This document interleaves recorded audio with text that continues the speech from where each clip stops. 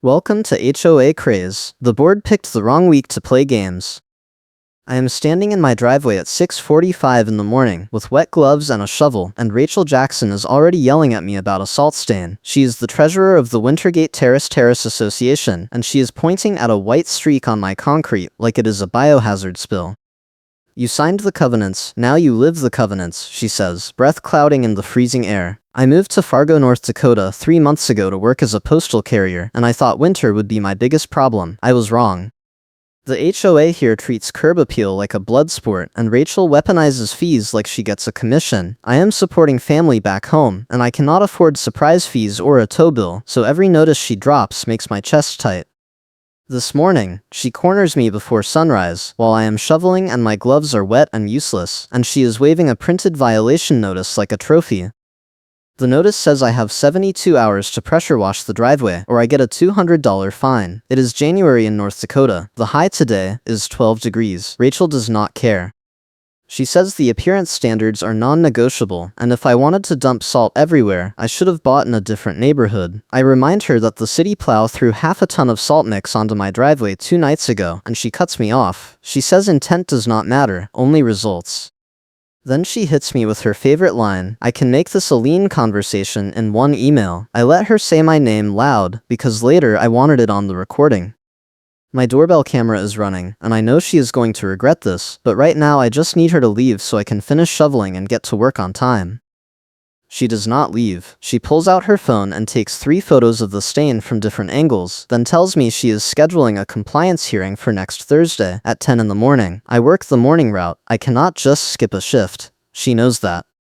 The HOA schedules hearings at impossible times, so I no-show, and they default vote, and she has done this twice already. The first time, they fined me $100 for a snow pile that was 6 inches over the property line. The second time, they threatened to tow my car because I parked in a guest spot during a blizzard, when my driveway was blocked by a plow ridge. I am starting to see the pattern, and it is making me sick. I have to take medication on schedule, and the stress and delays are making it hard. I tell Rachel I will request a reschedule, and she laughs. She says the board does not accommodate work schedules, and if I miss the hearing, the fine doubles. Then she walks away, boots crunching in the snow, scarf whipping behind her like a victory flag. I finish shoveling and go inside to change for work. My mail route covers half of Wintergate Terrace, so I hear all the gossip. People tell me things they would never say at a board meeting. Last week, a guy on Birch Lane told me Rachel threatened his contractor off a fence repair job because the HOA wanted to approve the design first, and the contractor just ghosted him rather than deal with her. Another neighbor said Rachel tried to fine her for a wreath that was still up in February, even though it was a winter wreath with pine cones and no Christmas decorations. The HOA here does not care about safety or community, they care about control. Rachel is the enforcer, and she loves it. She has a clipboard, a ring full of keys to the amenity gates, and a stack of winter hearing notices delivered during snow days that she drops off personally, so you cannot claim you never got them. I load my truck and start the route. The cold bites through every layer. My hands are still numb from the wet gloves. I deliver mail to Rachel's street around 9:30, and I see her driveway. It is spotless. No salt stains, no snow piles, no ice ridges. I wonder if she pressure washes in sub-zero temps, or if she just does not salt at all and lets people slip. Either way, her curb appeal is perfect, and that is all that matters in Wintergate Terrace. The neighborhood is full of identical 2-story houses with vinyl siding and front yard solar lights that the HOA mandates. There is a clubhouse near the entrance with a gym and a pool that nobody uses in winter, and the sign out front has the association name in tall letters that you can see from the main road. No readable text, just big block letters that remind you this place has rules. I finish the route and check my phone. There is an email from the HOA portal. Rachel has updated my violation file. The email says I am now in Category 2, Enforcement, which means any new violation in the next 6 months triggers an automatic $500 fee and a potential amenities lockout. I do not even use the amenities. I work 6 days a week and send money home. I do not have time for a gym or a pool, but the lockout is not about access, it is about shame. They post the lockout list on the community board in the clubhouse lobby, and everyone sees it. Rachel wants me to no-show the hearing so she can escalate this into a lean conversation and make an example of me. I am not going to let that happen. I call the management company and ask to reschedule the hearing. The woman on the phone is polite but firm. She says the board sets the hearing schedule and they rarely approve changes. She suggests I submit a written request with proof of my work schedule and hope for the best. I email my supervisor and get a shift confirmation letter, then forward it to the HOA portal with a reschedule request. 2 hours later, Rachel replies. She says the board reviewed my request and denied it. She says I had adequate notice and my work schedule is not the HOA's concern. Then she reminds me that the covenants require compliance regardless of personal circumstances. You signed the covenants, now you live the covenants. I read that line twice and feel my blood pressure spike. That night, I go over my files. I have kept every email, every notice, every photo Rachel has sent. The stack of winter hearing notices delivered during snow days is growing. I have 6 now, all printed on the same HOA letterhead with the same passive-aggressive tone. I spread them out on my kitchen table and start looking for patterns. 3 of the hearings were scheduled during my work hours. 2 were scheduled the day before a holiday when the management office was closed, so I could not call to confirm. 1 was scheduled for a Saturday morning at 8, which sounds reasonable until you realize the clubhouse does not open until 9, so I would have shown up to a locked building and missed the hearing anyway. The HOA is not trying to enforce rules, they are trying to trap me. I text my buddy Marcus, who lives 2 streets over. He is an HOA homeowner who is popular and turns the room against Karen when she overreaches. He has been on the board before, and he quit because Rachel made every meeting a nightmare. He texts back in 5 minutes. He says Rachel has been doing this for 2 years, and half a dozen people have moved out because of her. He says the board is scared of her because she controls the budget, and threatens to withhold funds if they overrule her.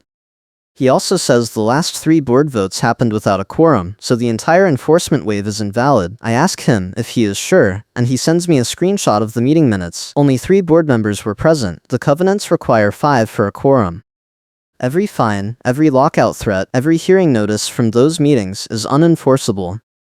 I screenshot the minutes and save them in a folder. This is my trump card, but I am not playing it yet. If I tell Rachel now, she will fix the quorum problem and redo the votes. I need to let her keep digging until she cannot climb out. The hearing is in 3 days, and I need to be there.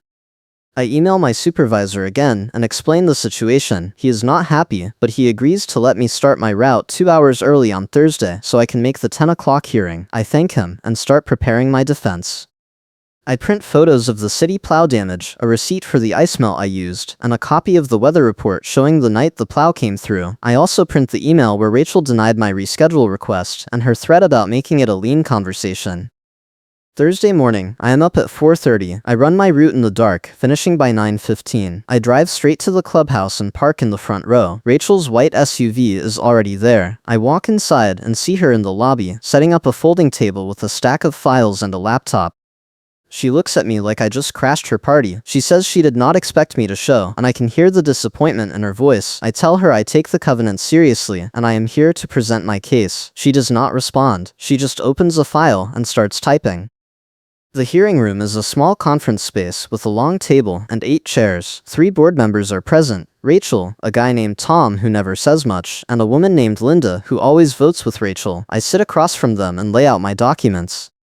Rachel starts the meeting by reading the violation summary. She says I failed to maintain the appearance standards by allowing a salt stain to persist for more than 48 hours. She says the covenants are clear, and my excuse about city plow damage is irrelevant.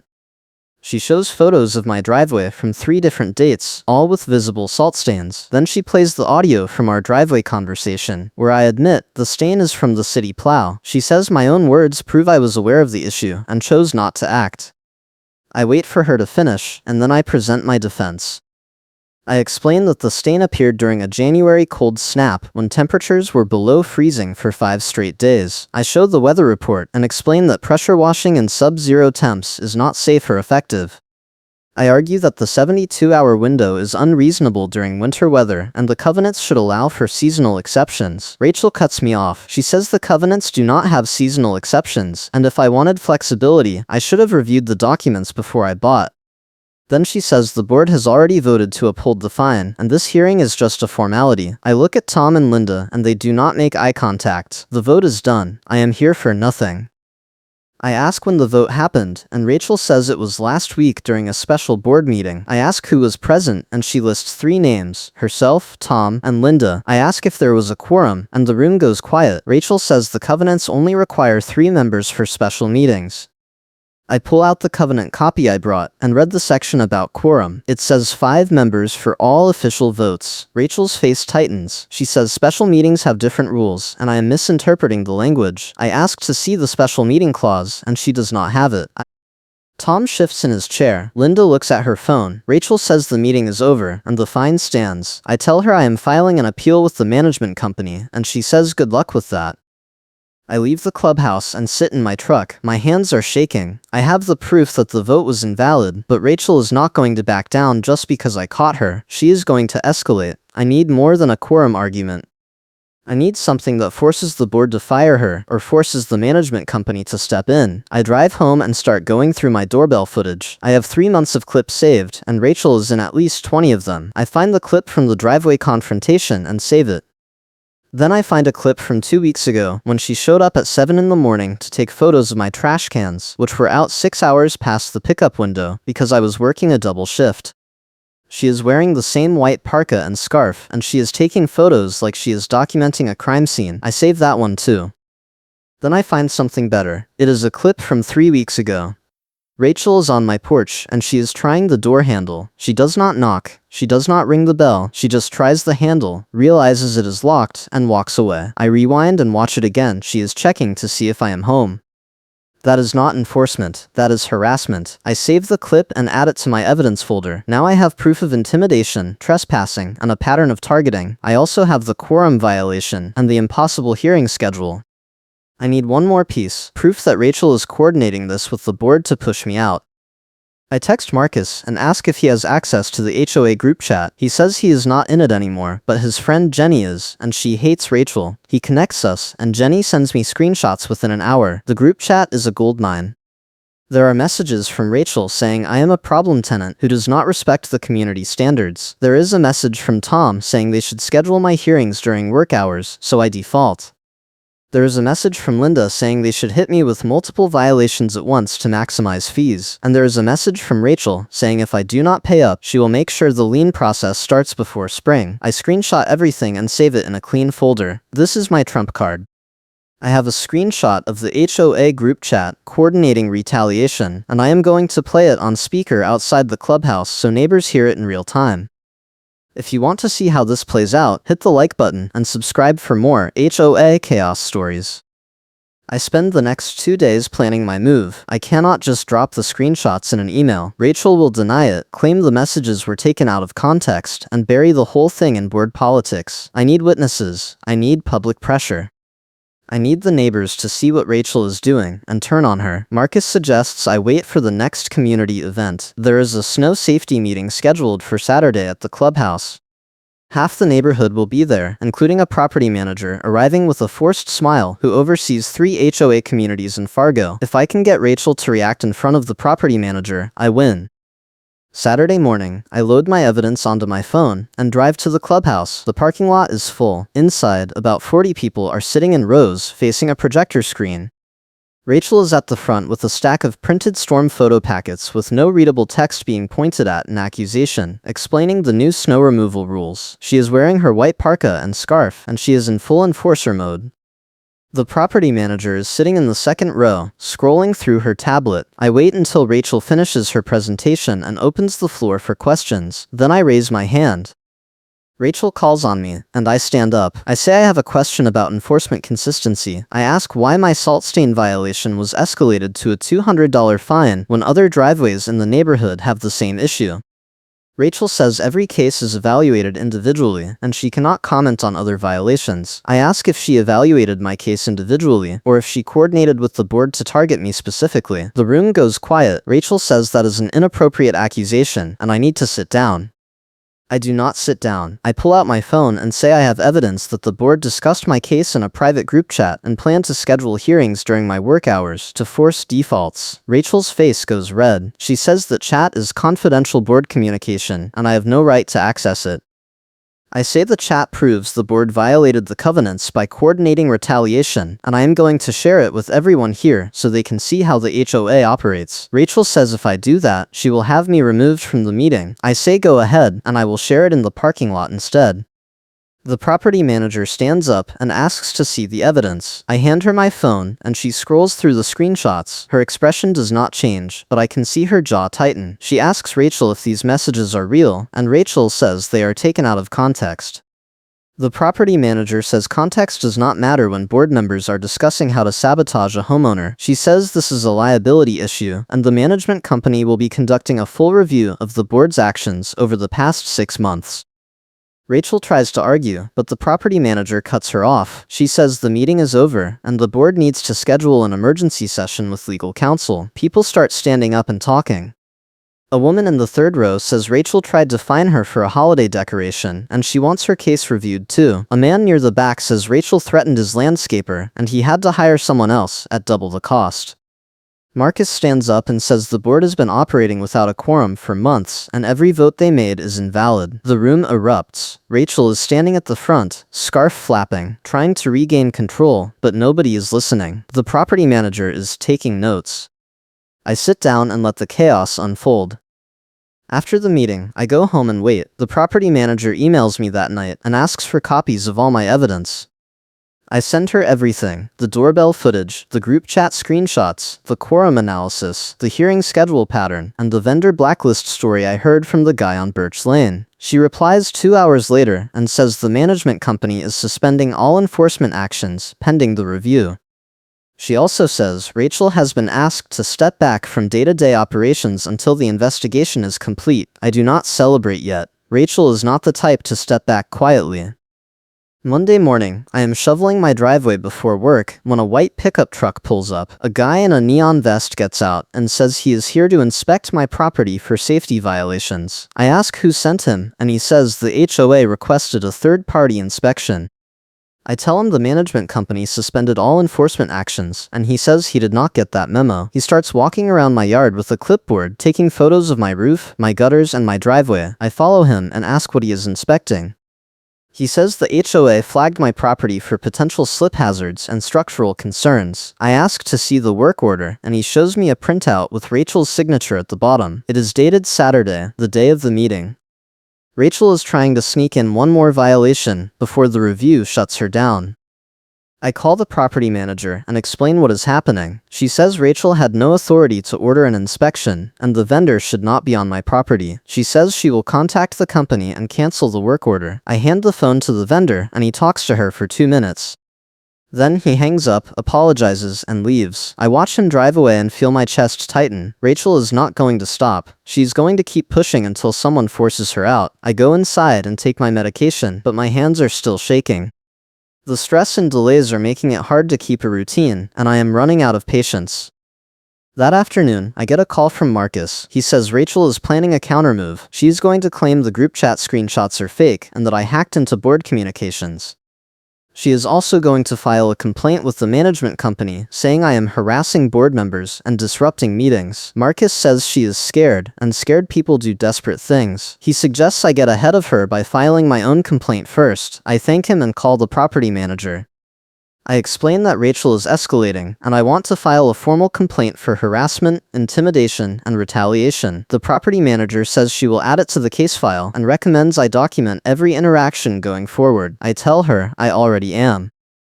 Wednesday afternoon, I am finishing my route when I see Rachel's white SUV parked in the middle of the mailbox lane near the community entrance. She is standing next to her car with her clipboard, blocking access to the mailbox cluster. There are 3 cars behind her, honking. She is not moving. I pull up in my postal truck and roll down the window. I ask her to move so I can deliver mail, and she says she is conducting a compliance check and I can wait. The honking gets louder. One of the drivers gets out and yells at her to move. Rachel yells back that she has every right to be here, and if they do not like it, they can file a complaint. The driver says he is going to call the cops, and Rachel says go ahead. I get out of the truck and walk over. I tell Rachel she is blocking a federal mail route, and she needs to move immediately. She says she is not blocking anything, and I can deliver mail from the other side. I point out that there are cars honking and people waiting, and she is causing a scene. She says she does not care what people think, and she is doing her job. Then, she leans in close and says, "You signed the covenants, now you live the covenants." I pull out my phone and start recording. Rachel sees the camera, and her expression changes. She says I am harassing her, and she is going to report this. I say, "Go ahead, and I will send this video to the property manager, the police, and every neighbor who is stuck in this traffic jam." One of the drivers films her on his phone too. Rachel realizes she is outnumbered.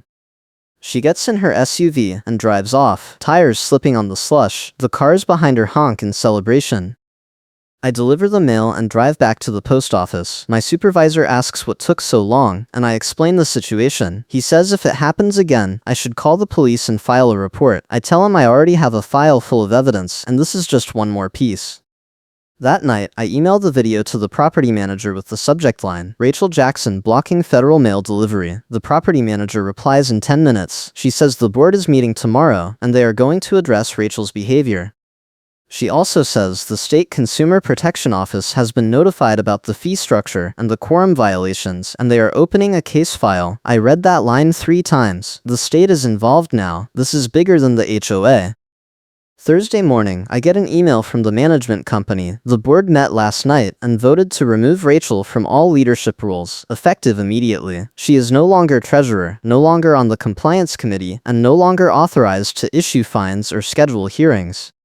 The email also says the board is agreeing to mediation with a neutral third party to review all enforcement actions from the past year and issue refunds where appropriate. I forward the email to Marcus, and he calls me 5 minutes later, laughing.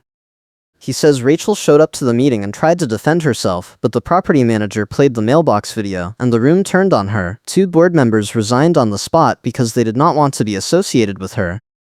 The remaining members voted unanimously to strip her of access to the portal admin tools and suspend her voting privileges pending the state investigation.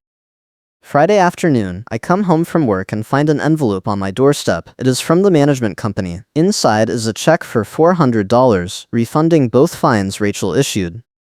There is also a letter apologizing for the enforcement errors and confirming that my compliance record has been cleared. The letter says the board is implementing new procedures to prevent retaliation and ensure hearings are scheduled at reasonable times. I take a photo of the check and text it to Marcus. He replies with a champagne emoji and says the neighborhood is throwing a party next week to celebrate the board shakeup. He says half a dozen people are running in the next election, and they are all running on a platform of transparency and accountability. I tell him I might run too. Saturday morning, I am at the grocery store when I see Rachel in the parking lot. She is loading bags into her SUV, and she looks exhausted. I consider walking past without saying anything, but she sees me and stops. She does not yell. She does not threaten. She just looks at me and says, "You win." I do not respond. I just keep walking. Later, I hear from Marcus that Rachel is moving out of Wintergate Terrace. She listed her house 2 days after the board meeting, and it is already under contract. He says nobody is sad to see her go. The state investigation wraps up in March. The Consumer Protection Office finds that the HOA violated multiple statutes related to fee disclosure, hearing procedures, and retaliation. The report says the board operated without a quorum for 6 months, and every enforcement action during that period is void. The HOA is required to refund all fees, revise the covenants to include seasonal exceptions for weather-related violations, and implement mandatory training for board members. The management company also terminates its contract with the board and assigns a new property manager who actually enforces the rules fairly. I get a formal apology letter from the new board president, and my compliance file is wiped clean. Marcus runs for the board in April and wins by a landslide. His first act is to propose a board election challenge that flips the power dynamic, and it passes unanimously. The new rules require all hearings to be scheduled with at least 2 weeks' notice, and homeowners can request virtual attendance if they cannot make it in person. The board also votes to eliminate category enforcement and replace it with a warning system that gives people a chance to fix minor violations before any fees are issued. The neighborhood feels different now. People wave when I deliver mail. The group chat drama is gone. The compliance notices stop. I still see the stack of winter hearing notices on my kitchen table sometimes, and I keep them as a reminder. Rachel tried to bury me under fees and intimidation, but she made one critical mistake. She underestimated how much evidence I was collecting. The doorbell video. the group chat screenshots, the quorum violation, the vendor blacklist, the mailbox blockade, all of it came together to build a case she could not escape. When she claimed she never came by, the doorbell video played, and that was the end. The state opened a case, the HOA rushed to settle, and she lost everything. I learned that the best defense against an HOA bully is patience, documentation, and a willingness to let them dig their own grave. Rachel dug hers, and I just handed her the shovel. Thanks for watching, and I will catch you in the next one.